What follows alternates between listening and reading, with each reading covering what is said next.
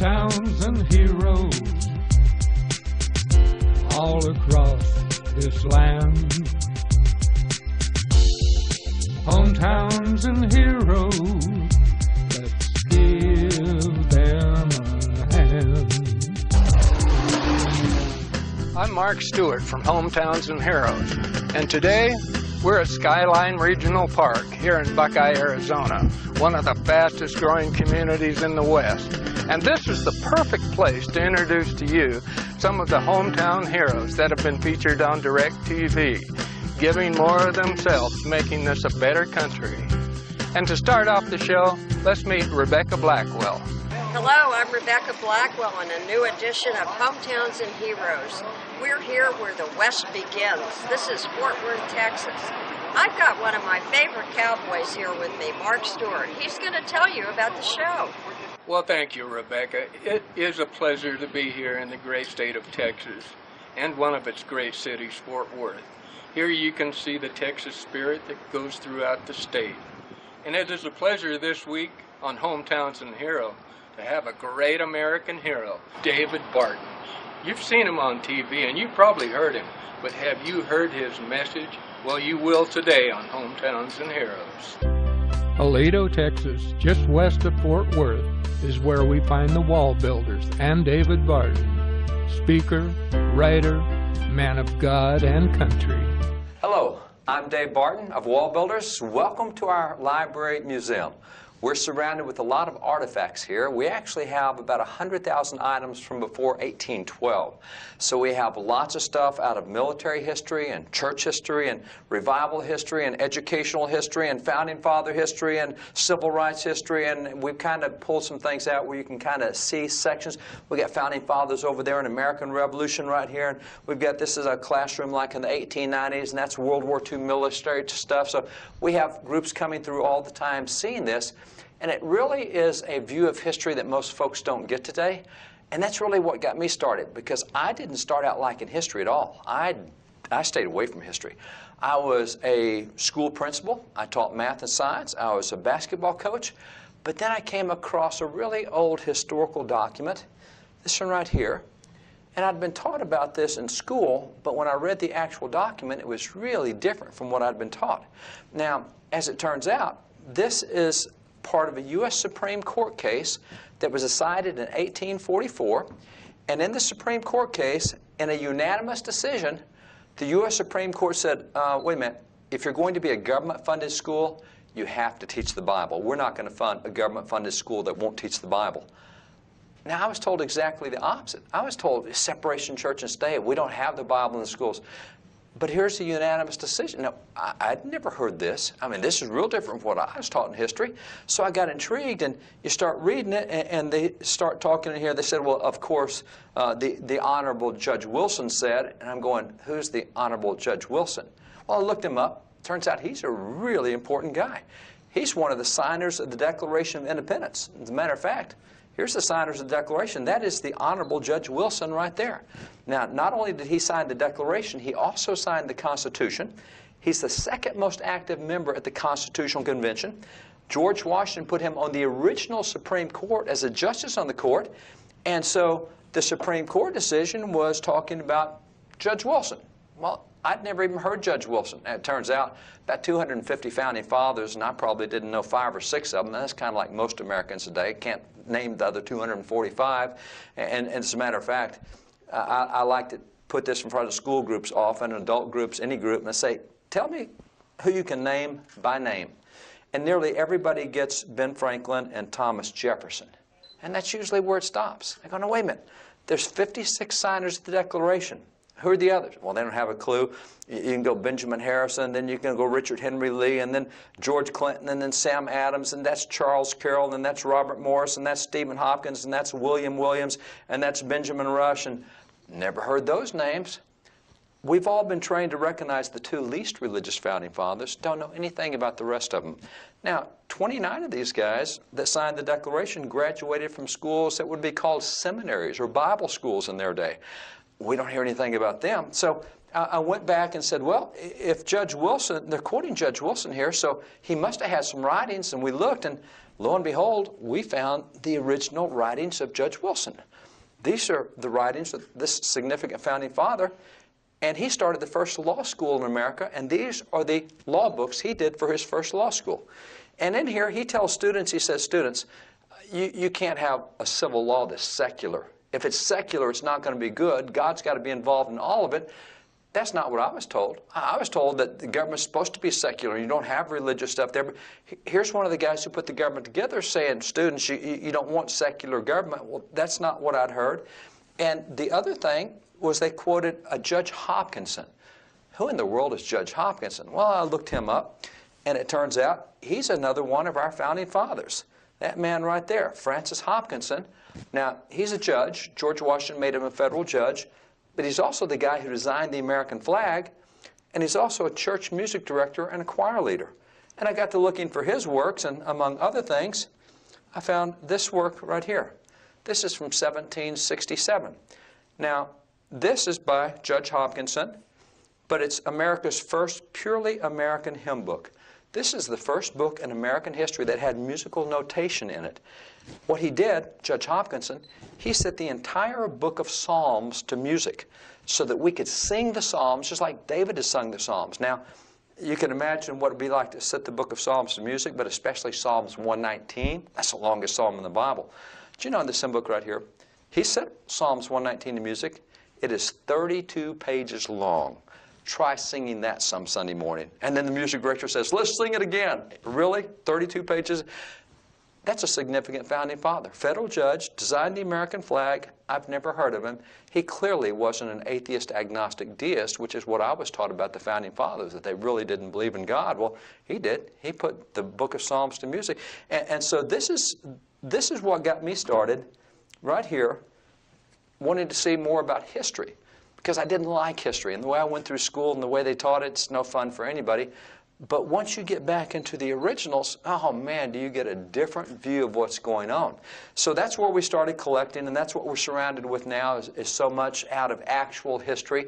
And as a result of what we have, I've been appointed in a number of states to help write the standards, history studies, social standards in a bunch of states for their students, and then do textbooks for them, etc.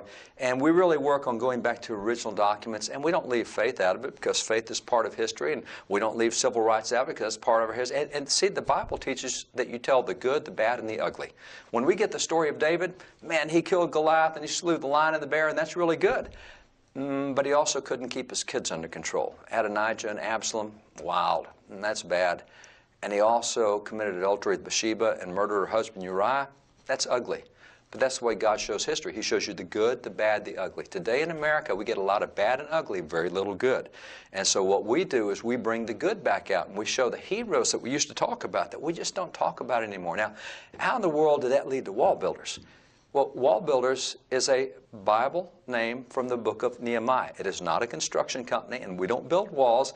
What we do is we go back to the book of Nehemiah, where at that point in world history, the strength of a city was determined by how strong its wall was. If your wall was torn down, the enemy came in, you couldn't maintain your identity, you couldn't keep who you were, you couldn't keep your culture, you lost your culture. And so when Babylonians took Jerusalem, they knocked the walls down, and Jerusalem's no longer a place of honor. Well, Nehemiah wants to come back and rebuild the walls. And he looks at what's there, and it's a difficult task. And he walks around the first 2 or 3 days at night, surveying the city, seeing what it's like. And he gets everybody together and said, guys, let's rebuild the walls so that we'll no longer be a reproach. Now, that's where we get the name Wallbuilders. Let's rebuild the stuff that's been torn down, the stuff like this that we don't get taught anymore. Let's rebuild this. Let's go back to God being the center of who we were as a country. And so that's where we get the name Wallbuilders. It's a call to get involved. And it is a grassroots book. The book of Nehemiah is the largest grassroots story in the Bible. Everybody got involved in rebuilding their country. Everybody had something to do. Now, certainly they were trying to erect physical walls back then to defend them from the enemy, which means you need to be a stonemason, right? Probably. That would have helped. But when you read the Bible, you find that everybody was doing something. You find the perfume maker was out there laying stones, and a man and his daughters was out there, and the soldiers were laying stones, and an apothecary. All these different folks, they just did what they could. And that's the key. When everybody does something, even if it's small, only 52 days later, they had this impossible task finished. And that's what we think about America. When people get involved at their local level, right there where they are, and just do what they can do right there, that's how you turn things around. You don't turn a country around from the top down. You turn it from the bottom up, community at a time. Little things. Stop watching all the national news and worrying about what the president's doing and the Supreme Court's doing. I mean, that's important stuff. You keep up with it. But that's not something you can change. What you can change is what goes on in your school district, what goes on in your city council, what goes on with your mayor, what goes with your public utility district. And that's what we like doing, is getting God's people involved in every aspect of life and living. So that's a little bit of my story. It's a little bit of how this place came to be. It's a little bit of what we do here as a consequence of finding history and finding that really God's people were involved in nearly every aspect. You see today, Christians kind of think, oh, that's secular stuff. I don't do that. I only do the spiritual stuff. No, the earth is the Lord and the fullness thereof is what the Bible tells us. Jesus said, occupy till I come. We're supposed to be involved in every single thing. We used to be involved in education. As a matter of fact, back in the 1880s, nearly 300 universities in America, and 91% thereabouts, the president of the university was a minister of the gospel. Doesn't sound like education was secular back then. No. And you look at civil government, and it turns out that so many of the colonies were founded, the first governments were founded by ministers, whether it's Roger Williams with Rhode Island, or Thomas Hooker with Connecticut, or whether it's John Winthrop with the Massachusetts Bay Colony, or all these others. Ministers and Christians were involved. And then you find out how many Christians were involved in civil government and writing constitutions and writing bills of rights and writing the state constitutions. And then you find out they were also very involved in the military. And then you find out they were also business leaders, and Christians used to be involved in everything, and we took our faith with us. And that's what America is not doing today. We're compartmentalizing our faith. But history helps us go back and say, you know, when the British came to America in the American Revolution, they targeted the preachers because they considered the preachers the most influential group in America. They actually called them the Black Robe Regiment because preachers back then wore a black robe. I mean, that was a clerical robe. And the British said if it hadn't been for those American preachers, America would still be a happy British colony. I don't think many people worry about the church having that kind of influence today, and that's too bad because we should have that kind of influence. So that's what we do with Wallbuilders. That's why we get involved. So as a result, I'm very involved in politics. I've done everything from holding offices here in the state of Texas all the way up to working on presidential campaigns, to consulting on campaigns, and everything in between, U.S. Senate races and House races, because we're told in the Bible, in Proverbs 29:2, that when the wicked rule, the people groan. But when the righteous rule, the people rejoice. It doesn't take a hearing aid to hear all the groaning going on in America today. And that's because we don't have enough good guys in office. Only way you get good guys in office is you go recruit them to run, and then you help them get elected, and that'll change policy. That gives God, we love to sing God Bless America, and that's a great song. But you got to give God something to work with. You know, give him some policies he can bless somewhere. And that doesn't come from wrong-thinking people. That comes from God's people being involved and passing policies he can bless. So very involved in politics, very involved in education. We've helped start a number of schools of government at several universities in America. Very involved in faith issues. For a number of years, I was on church staff at a variety of churches. So I'm very involved today with pastors and showing pastors how to go back and capture the Bible aspect of the Bible does apply to every aspect of life, and you can preach that. As a matter of fact, we're surrounded in the room behind us with thousands of old sermons. And you look at what the church used to preach out of the Bible in generations past, oh man, we've gone silent today on so many issues. I mean, whatever was in the news, they addressed from the pulpit because we made sure everybody knew that God's Word applies to every aspect of life. 2 out of 3 people who go to church today say they get nothing relevant for daily living out of going to church. And that's really too bad. And that's part of why church attendance is falling in America. People want something they can use. The church has it, we're just not talking about it, and we're not giving people options, and so that's what history helps us see. So I'm very involved in the faith community as well, get all sorts of national awards and national honors, and yeah, be that what it is. What we're really concerned about is getting people equipped with information they can go back and change a country. And by the way, in the Bible, you'll find that nearly every national revival that occurred in the Bible, under Jehoshaphat, Asa, Josiah, it all stemmed around recovering their history. As a matter of fact, Josiah was trying to rebuild the nation and get God back in the center of the nation. He wanted God in the center of every... What a great deal for a nation, have God the center. And in the middle of doing that, they found that old scroll in the temple. They pulled it out and brought it to Josiah, and Josiah said, "What? We used to be like this?" It led to a massive national revival, just looking back and seeing what had happened in previous generations. So even if we're doing something good, history helps supplement that, and that's why the Bible tells us on so many occasions to remember the former days, to recall the former times, to tell the generations to come of the things He's done in the past. God's into history. We need to be into history as well.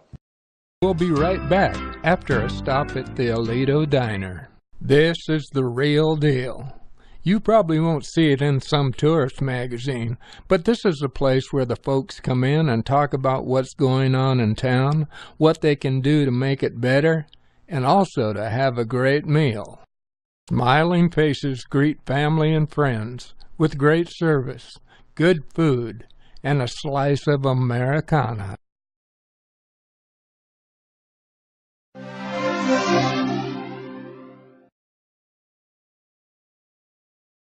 There's really so much fun stuff in history. I mean, behind me, that flag hanging down, that's the 3rd flag from D-Day, when we went in on D-Day. I mean, think how many guys lost their life under that banner there. And do you know, America used to respect the flag so much. We have some Medal of Honor winner things over here, guys who won the Medal of Honor. Do you know, there were at least 42 guys who won the Medal of Honor. That's the highest military commendation we give any soldier. 42 guys won that simply because they never let the flag touch the ground. That's how much we respected our flag. 42 guys got the medal. Yeah, one of the guys, the first black guy to get a Medal of Honor was William Carney, the earliest point in the Civil War. He got shot 4 times. He leading the flag, leading all that troop out front. They were down in Louisiana, and he's leading against the Confederates, and everybody follows the flag, and that used to be the song, "Follow the Flag, Boys." I mean, the guy out front doesn't have a gun, and he's the one running straight at the enemy with all the guys. Got shot 4 times, never let the flag hit the ground, got the Medal of Honor. That's how much we respected the flag. And so that flag right there, hanging there, YMS 379 was the ship it was on.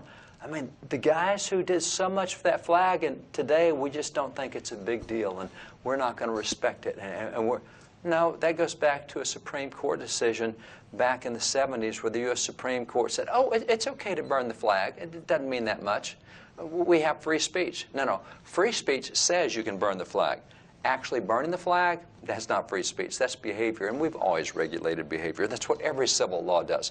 If you want to talk about burning the flag, talk about it, but actually doing it, now we don't have any respect for the flag or the country or what it stands for, and that's really kind of unfortunate because it's hard to stay a nation when you don't have something to unify around, and we used to know exactly what that was. As a matter of fact, it was a church music director and choir leader who designed that flag, so it was not a secular deal like we think of today, but you know, talking about that Supreme Court decision, the court does a whole lot of things today that it's really not supposed to. It's not supposed to make policy. The Founding Fathers were really clear about that.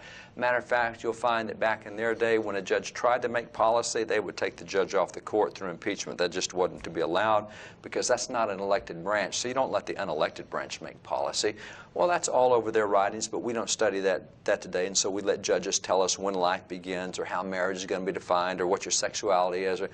No, Bible's already determined that. People already know that. Really simple. But you get a lot of social engineering that goes to the courts now because people that can't win in the legislature take it to the court. So we've been involved in a number of court cases. I've been involved in 7 cases of the U.S. Supreme Court, and they all deal with history of some kind. One of the cases we dealt with history is whether you could even mention the word God at a public school graduation. And you know, I'm standing here surrounded by a bunch of old textbooks, but here's kind of a fun one. This is the first textbook ever printed in American history. This was printed in 1690 in Boston, and it lasted until 1930. So 240 years we use this as the book from which you learn to read in school. Now this particular one here, when you open it up on the inside, it has here New England Primer, Boston, 1777. That's pretty early. And you go back one page, and it shows you the hero of the country that time, John Hancock. He's the president of Congress, and so we have him there. And this is the ABCs, and so it starts you out showing you the ABCs. You're learning to read. Letters of the alphabet, and then it puts the letters together to make syllables, and then it has what's called words of one syllable, and great letters, and easy syllables, and words of two syllables, and words of three syllables, and then you get to a rhyming alphabet. This little part right now, remember, this is what we did in public schools for 240 years. This rhyming alphabet says A, in Adam's fall, we sinned all. There's a picture of Adam, Eve in the garden there. B, heaven defined, the Bible mind. It's a guy reading the Bible. C, Christ crucified for sinners died. That's the alphabet in public schools. It's all these Bible phrases. And as you keep going, now you get into longer words, and you're able to handle different words. And then you get over to the second alphabets. This is the alphabet of lessons for youth. That was the rhyming alphabet, this alphabet of lessons for youth. And you can see the ABCs going down the page here. Let me read you what we memorized. A wise son makes a glad father, but a foolish son is the heaviness of his mother. Oh, that's Proverbs 15:16. B, better is a little with the fear of the Lord than great treasure and trouble therewith. That's another verse from Proverbs. C, come unto Christ, all ye that labor and are heavy laden, he will give you rest. That's Jesus out of Matthew. And the court's saying, oh no, you can't mention the word God at schools. The founders wouldn't want that. What's this? Well, John Hancock. As a matter of fact, you'll find that the Founding Fathers reprinted this in their states so their kids would have it too, because this is what they grew up on in schools, and there was nothing secular thinking about that. So we get involved in a lot of court cases dealing with the Ten Commandments or with religious expression or prayer at football games or whatever, and it goes back to our history. And we have such a bad view of our own history today that we let judges tell us, oh, no, they've always been secular. We're not supposed to be praying at schools. Really? No, you are if you see history. And see, this is even what's leading to all this stuff with the monuments today. We know nothing about our own history. We think we do. And if you go through university today, you'll know every reason in the world why you should hate America and why America is such a terrible nation. Because at universities, we cover the bad and the ugly, but never the good. And so we come out of school disliking America, wanting to destroy everything. And if somebody tells us that statue represents something racist, well, not that we've ever studied that part of history. That's just what my professor told me, so I just repeat it. And the problem is, even if it does represent something racist, you know, it's an interesting thing. If you go through Israel today, you have all these great kings in Israel's history, and you've got bad kings as well. And if you go into Israel, not only do they have monuments to King David, and not only do they have David's palace there in the old Jerusalem, they also have a monument to Absalom. And they have streets named after King Ahab. Are you kidding me? But you see, they know their history well enough to say, you know what? That's a really bad guy. Don't be like him. Be like David. You see, we could look at history and teach lessons because we knew our history. We can't do that today. We can't point at that statue and say, you know what?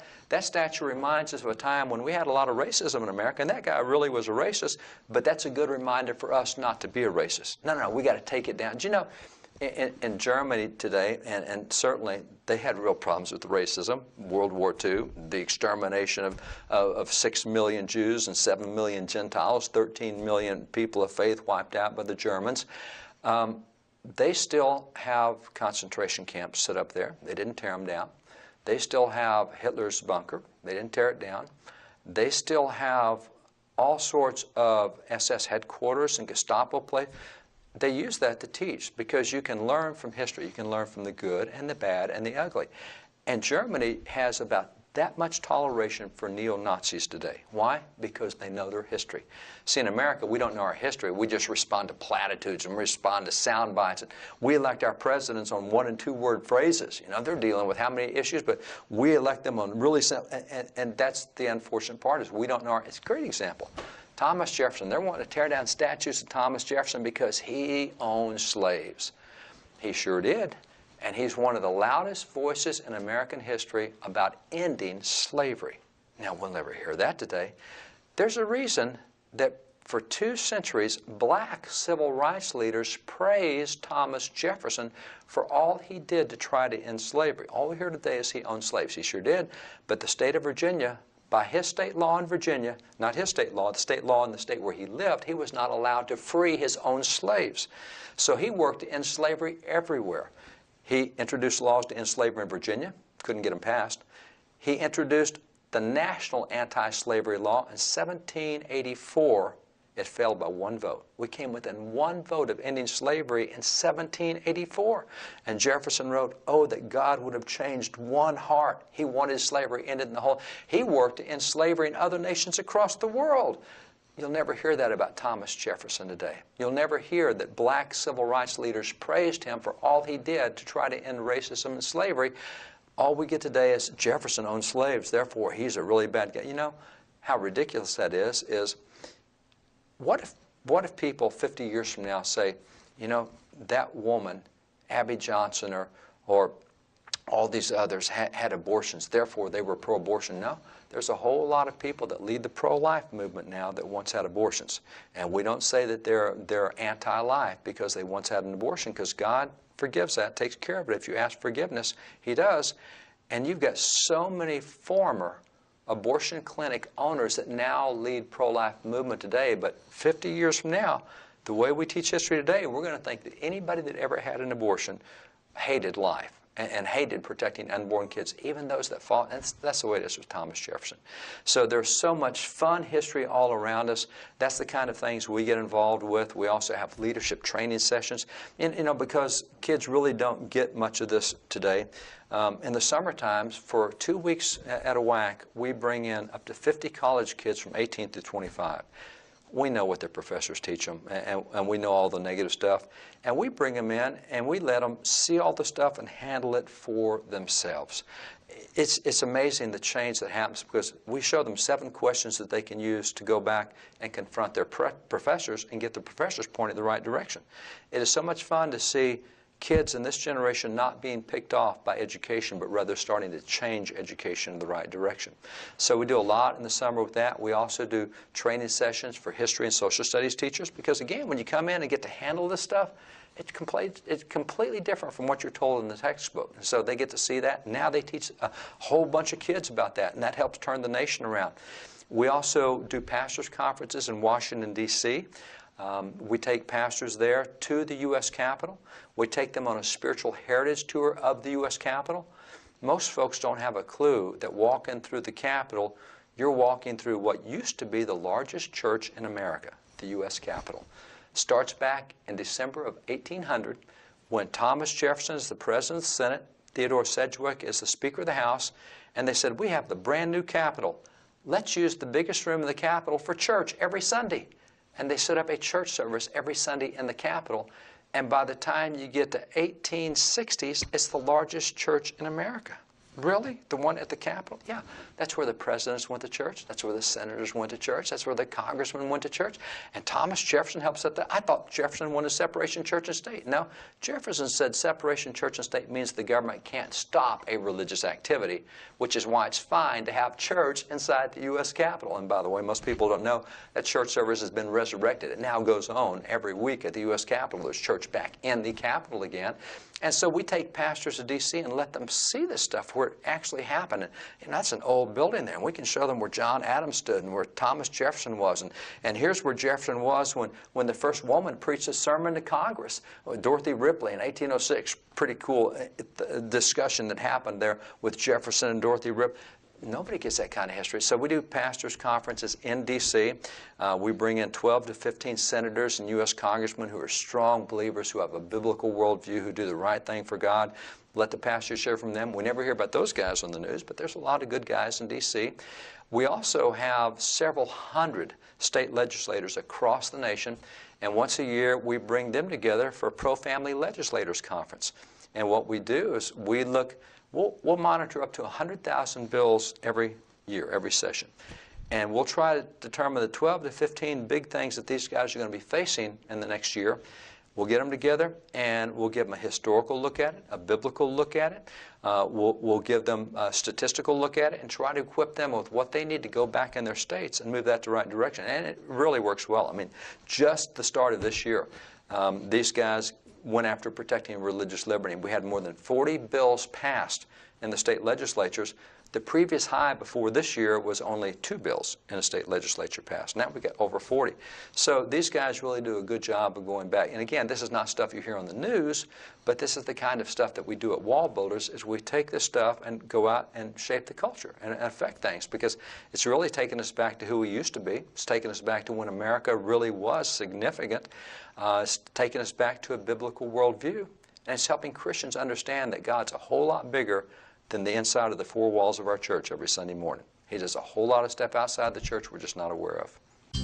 Fort Worth, it's the city where the West begins. It's a fun city to tour, especially with Fort Worth Tours. Brendan Smart, guide with Fort Worth Tours, met us for a walk on the streets of Fort Worth and a look at the authentic sights and sounds. So where the Earthbones building is now, that was the location of the White Elephant Saloon, which is kind of an immortal business. It's changed location and buildings multiple times, but it has always been in business since 1887. So actually it's in the stockyards now. I highly recommend it. Great place to go and have a drink. In those early days, the 1870s, the 1880s, everything was built in a hurry. Nothing was necessarily built to last. So very few early structures survive. But at this location, White Elephant Saloon, and a story I like to tell about how fancy they were. Mahogany bar, check. Wallpaper, check. Carpeting, check. But this is how you know they're really fancy. They had a boat down on the river where they had a guy fishing, so you would have fresh fish. He was also catching turtles so that you could have turtle soup, because that's fancy. This is very much a cowboy town, and from the early days, the city leaders kind of made the decision, very consciously, to give the cowboys what they wanted. That in order for Fort Worth to survive, it needed to be a wide open town. We make no apologies. So there you have it. Give the cowboys what they want. What did the cowboys want? They want low-down gaming parlors. They want cheap saloons. They want brothels. That's Hell's Half Acre. Basically, the entire stretch of road, commerce, that follows the path that they would have driven their cattle up, that's what it was.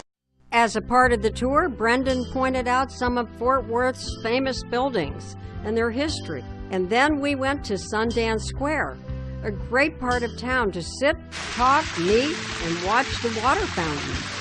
Fort Worth isn't just for cowboys. It offers a large serving of culture. We visited the Kimball Art Foundation's museum and the Amon Carter Museum of American Art. Here's the view looking over Fort Worth from the Amon Carter Museum. Another popular attraction is the Log Cabin Village. You have to see it for yourself. A trip to Fort Worth is not complete without taking in the famous cattle drive at the stockyards and shopping along Exchange Avenue.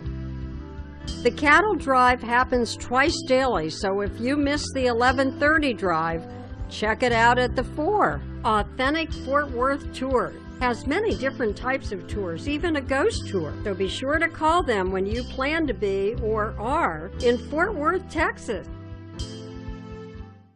And now back to our hometown hero, David Barton, and more fascinating information. We're in another part of the museum. This is American Revolution type stuff. This is all out of the American Revolution. Guns used in the Revolution. This is from Fort Ticonderoga battle in 1775. So a lot over here. But people look at America today and say, man, it is so different from what it was back 200 years ago. We are so diverse now, and they didn't have that kind of diversity. And actually, we did. It's amazing. Immigration was a big deal back then. As a matter of fact, if you read the Declaration of Independence, it does say that they didn't like taxation without representation, but it also says one of the reasons they separated from Great Britain was because the king was trying to limit immigration. Now imagine that. They wanted open immigration, yeah? And that's why you'll find that we had Muslims coming here as early as 1619. We had Jews coming here by 1640. We had early Hindu temples in America. We had all this religious diversity, all this racial diversity. So how did we get along? Well, it was pretty easy. I mean, one thing we had for sure, now, of course, you had slavery in the South, But up in the North, you never hear the fact that blacks and whites went to church together, that blacks like Lemuel Haynes, a soldier in the American Revolution, but a black pastor, he pioneered a number of churches and often pastored white churches. And in his churches, he would actually preach on Washington's birthday a sermon about his former commander-in-chief because he fought in the Revolution. And the first battle of the Revolution was the Battle of Lexington, and it was 70 guys taking on 700 British. Oh, let me change that. It wasn't just 70 guys, it was one church. It was all the guys from Jonas Clark's church. They took on 700 British, and at the end of the battle, there were 18 guys laying on the ground, both black and white, because they all went to church together. You had black patriots like Prince Estabrook, white patriots like John Robbins. Didn't hear much about that. Didn't hear much about the fact that Wentworth Cheswell was elected to office in 1768, a black guy elected by whites, elected in New Hampshire, re-elected for the next 49 years. So how did we manage to get along back then? Well, we had this thing that we believed out of sermons that later appeared in the Declaration of Independence that said all men are created equal. As a matter of fact, it's an interesting thing that if you look at Revelation 7:9, if you look at Acts 17:26, all these verses talk about there's only two races. And those races are those that know God and those that don't know God. And for God-centered people, when you were God-centered, it was real easy to deal with racism because pigment is superficial. It's what's on the inside. God doesn't look on the outside. We're told in 1 Samuel 16, he looks at the heart, not the outside. And so Bible-thinking people did that. Now, in the South, you had kind of a different story going down there with the institutional slavery, but that's not the whole story of America. There's so much more that doesn't get covered. So how did we handle all this diversity, especially with other religions coming in like we've got today? Well, we handled it by saying, you know what, even if you're an atheist in America, and we had a few back then, if you'll live by the Ten Commandments, you'll make a great neighbor. You know, you may not believe in God, but you know what, if you won't steal my property, if you won't kill me, if you won't take my wife, you'll make a great neighbor whether you're Christian or not. You see, we used to understand that biblical and Christian values and principles made a great nation. You could choose your doctrine or no doctrine at all. You could be a Catholic, a Baptist, a Methodist, a Presbyterian. You could be nothing, but live by the golden rule. I mean, Jesus said, do unto others you want them to do unto you. We taught that in all of our textbooks. We also taught the Good Samaritan, that you go help those that are in need, even if you don't think they're worthy of help. Even if they're not of your race, you go help them. We taught the Ten Commandments. As a matter of fact, that first grade textbook I showed you earlier has 40 questions in the back all about the Ten Commandments. So we had a culture that was very religious conscious. This case I mentioned earlier, this is the unanimous Supreme Court decision that says, of course you're going to teach the Bible in schools. They said, now, we're not talking doctrines, we're talking the Bible. You just read the Bible because the general principles of the Bible makes a civilized society. That's where you learn manners. That's where you learn respect. And so don't care what religion you're from, live by the principles of the Bible. And so that's how we handled diversity, is we had a common value system. And therefore, when Thomas Paine in 1794 did this piece, it's called The Age of Reason. This piece, Thomas Paine, in The Age of Reason, he attacked Christianity. He went after Christianity, and I mean the Founding Fathers went through the roof. You started having all sorts of Founding Fathers go after him. You had Sam Adams who went after him. You had John Adams. You had Patrick Henry. You had George Washington. You had founder after founder say, no, we're not going to become a secular nation. That's crazy. It's interesting, Ben Franklin, who is certainly a least religious Founding Father, Ben Franklin, I would not say he's a Christian. Ben Franklin wrote Thomas Paine and said, you need to burn this piece before anybody else sees it. He said, don't you realize how many young people need religion to restrain them from vice and support their virtue? He said, of course you want religion throughout the nation. You can't have a good nation without it. So we were in agreement back then that you have to have a common value system. We believed that so much that when you Now, this book says How to Become an American Citizen. Pretty interesting book. It first came out in 1919. The chief of naturalization wrote this book because at the end of World War I, we had all sorts of people coming to America from Europe saying, we want out of this crazy place. So they're coming to America. Well, then it was reprinted in 1941 because starting in 1939, Hitler is now invading Poland and Czechoslovakia, and so everybody's saying, not this again, let's get to America. So again, all these people coming to America. And so the chief of naturalization does this, how to become an American citizen. So back then, when you get so many cultures coming to America, how do you become an American citizen? Let me read it to you right from the beginning. right up top, this is what he says. What is an American? You want to come to America and be an American? What is an American? He says, an American is a man who is greater in his soul than in his class, creed, political party, or the section in which he lives. To be an American, a man must have an American soul and believe in the spiritual realities upon which America rests and out of which America was born. America was created to unite mankind by those passions which lift and not by the passions which separate and debase. We came to America, either ourselves or in the person of our ancestors, to better the ideals of men and make them see finer things, to get rid of the things that divide and make sure of the things that unite. That was our immigration policy. That's how you can have people from every background be unified, because we had a common value system. The difficulty we have today is that 2 out of 3 Christians in polling say that there is no absolute moral truth. And 4 out of 5 millennials say there's no absolute moral truth. The truth is individually determined. Well, if I can decide what's true for me and everybody gets to decide what's true for them, now we're into the book of Judges, chapter 17, verse 6, and Judges 21, 25, where it says, every man did that which was right in their own eyes. You no longer have a common value system. And so what happens today is the reason diversity doesn't work well is because we no longer have a common base of values. We don't believe the Bible. See, even atheists like Dawkins and Christopher Hitchens and others said, everybody needs to have a knowledge of the Bible. Now, it's a crazy book. You should still be an atheist, but you need to know the Bible. See, even they were agreeing that everybody should know the Bible. And today, we have courts saying exactly the opposite of what early courts said. Oh, no, you can't have the Bible. So you know that in the case Stone v. Graham, the U.S. Supreme Court, and there's a case that came out of Kentucky, and in that case in Kentucky, there was a copy of the 10 Commandments that would hang on the walls of the hallways. I actually have original 10 Commandments that led to that case that was hanging on the wall. And it was, you go down the hallways and there'd be a picture of George Washington, and there'd be a picture of a horse running through a pasture, and there would be a picture of a floral arrangement, and there would be the 10 Commandments there, and they were all hanging there. They weren't part of the class. You weren't forced to read them. And the question became, hey, what if a kid sees the 10 Commandments on the wall and walks over there and reads them? Is that constitutional? Now that's pretty easy. Voluntary.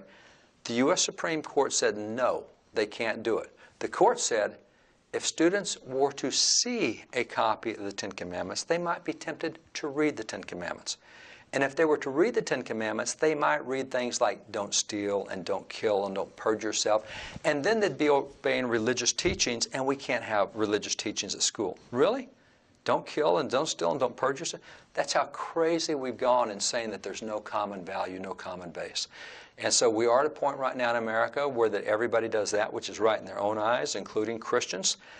It is an amazing thing that even though the Bible says that homosexuals will not enter the kingdom of heaven, the Bible says that. I didn't say that. God says that.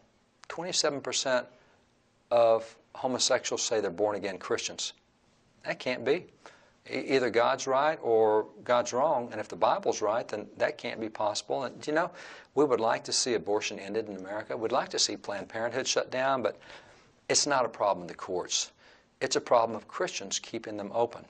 At this point in time, 76% of Protestant Christians do not want to see abortion ended. 76% of Protestant Christians don't want to see abortion ended. There are more than 200,000 abortions a year on born-again Christians.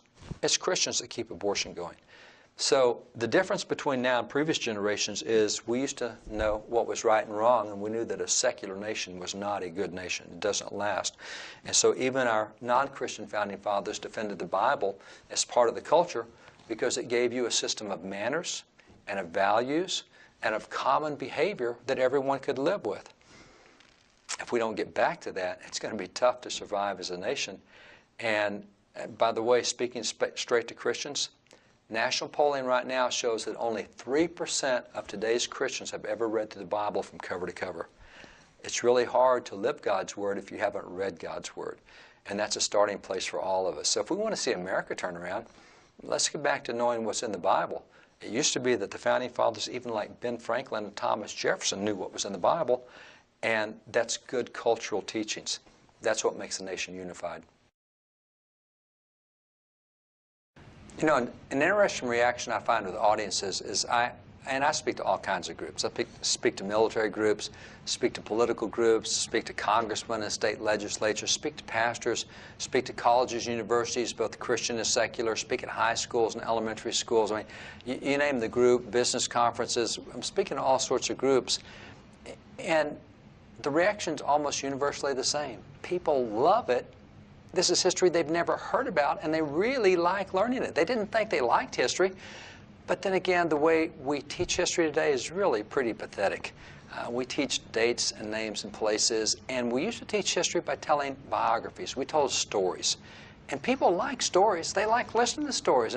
And so if I can take you, you know, even here with George Washington kneeling in prayer, the story is this guy right here, Isaac Potts, who saw that. He's the one who told that. Well, when you tell the story of Washington kneeling in prayer through the eyes of Isaac Potts, it's really different. I've never heard that before. And so now I will say at universities, professors tend to dislike us intensely, but the kids really love it. I mean, this is history that's a lot of fun for them. And so as a result, we stay on the road. There are actually 6 speakers who speak for Wallbuilders. We get more requests than we can possibly accommodate. Every year I do several hundred radio and TV programs. I will speak anywhere to 300 to 400 groups every year. So we literally over the course of a year will be live presentations to several thousand groups, a couple thousand groups. And people just love it. I mean, that's one of the cool things. And one of the things too is of the speakers we've got, of the 6 speakers, 3 of them are millennials. I mean, the next generation really gets this. They really enjoy it. And they're the ones that spend so much time now with the universities and with schools and other places. And so it's a lot of fun to see the next generation enjoying history the way it used to be instead of the way we've kind of remade it today. And one of the things we want, too, is for people to have access to this. So we take so much of this stuff and we reprint so much of it and make it available through the website. But we also take these original documents, like this little document right here. That's a prayer proclamation from a signer of the Constitution, John Langdon. And this little document right here is a prayer proclamation from a signer of the Declaration, Oliver Wolcott. And do you know that by 1815, there were 1,400 government-issued calls to prayer in America? The government called us to prayer over 1,400 times by 1815. Man, that seems astounding. Yeah, and it was founding fathers who were doing it so many times. And so we actually put these documents online so that people can see them. Because when you can see and actually read the stuff that they wrote, and unedited, unfiltered, it's a lot of fun. And so that's so much of what we do in trying to pass this on to the next generation. We do that through textbooks. We do that through legislative policy. We do that through getting the right people in office. We do that through helping pastors understand what they can and can't say out of the pulpit, and the government can't stop them from being political if they want to. And by the way, it's not being political. It's just that today when you talk about something the Bible talks about in the news, they call that political. Marriage shouldn't be political. I mean, marriage goes back to Genesis 1. That's 5,500 years. But today they say, oh, we're talking about marriage as a political issue. No, it's not. It's a biblical issue. The same with life. Life begins back in Jeremiah 1. God said, hey, Jeremiah, before you were conceived, I knew you. Well, that's a life issue. That's a pro-life issue. That's not a political issue. It wasn't. It's just that today the government gets involved in so many things it shouldn't get involved with that they now call it political issues. But we help pastors understand what they can do with these issues and how they can address them. So there's so much fun stuff, and it's a good view of history. So if you want optimism for the future, the good news is that the next generation really likes God's hand in history. They just never heard it before. So when you get to share it with them, they respond really well. Thanks for being with us on this special edition of Hometowns and Heroes. We take pride in bringing you heroes throughout America to you each week. So until next time, I want to say thank you, David Barton. Thank you, Fort Worth, Texas, and keep up that Texas spirit.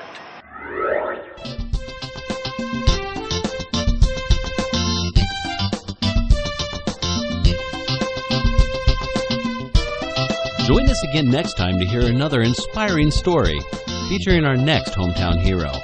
If you have a hero in your hometown, let us give them a hand.